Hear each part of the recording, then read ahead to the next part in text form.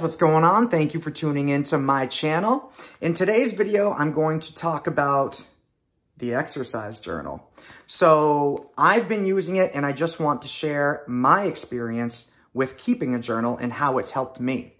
So getting into the whole movement culture, movement practice thing, one thing that I learned pretty quickly is that a true practitioner will always have a journal and they're always going to log down their workouts. And on top of that, maybe they'll even log down other things like things that they've eaten during the day, maybe how you feel on each day. In my journal, I also log different things like I keep track of migraines. Sometimes I get headaches. So I like to sort of just keep track of things, and that way I can start to see if there's patterns that'll emerge. And then that way I can learn a little more about myself along the way. Now, another benefit of keeping an exercise journal for me is that anytime I'm good about it and I stick to using the journal, it really helps me stick to the workouts as well. Because for some reason, just knowing that I'm writing in this thing and knowing that I'm logging everything down, it seems to encourage me to want to do more. I mean, I've been keeping exercise journals now for a few years, and this is a newer one, but I have like books that are just filled. Like it just goes on and on. And realistically, do I go back and look at all the old notes? Not really, but just the act of writing something down, putting that pencil to the paper, it really does make certain things stick in your head. So it'll motivate you to exercise more.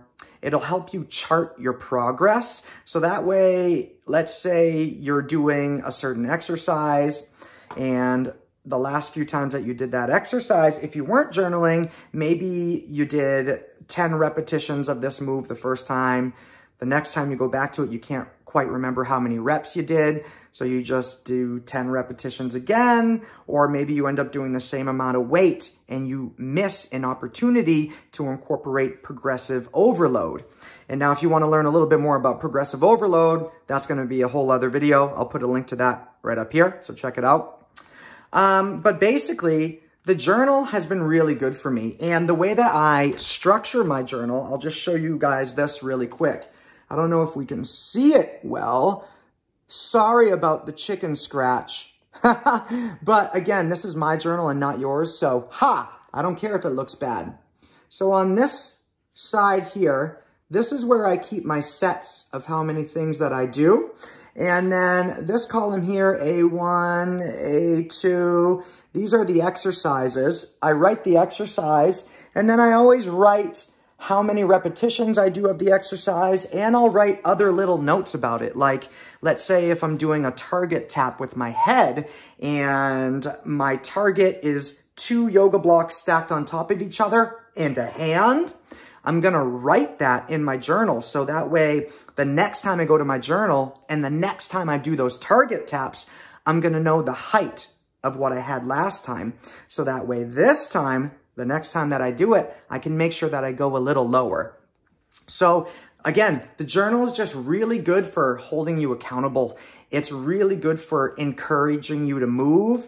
It's really good for just keeping track of how your body feels on a day-to-day level. Another thing that I've been trying to incorporate lately is just writing down things that I'm grateful for. You know, gratitude is another really important thing. And I feel like if we can start the day off just being thankful for a couple things in our lives, it really helps set the tone for a great day. That's all that I have for you on this video. If you have any more questions about journaling, just write them down in the comments below. I'd love to hear your thoughts on future videos that you want to learn about. Anything, just let me know. I'm here, Mini Movement Man, saying be kind to one another and move well. Peace.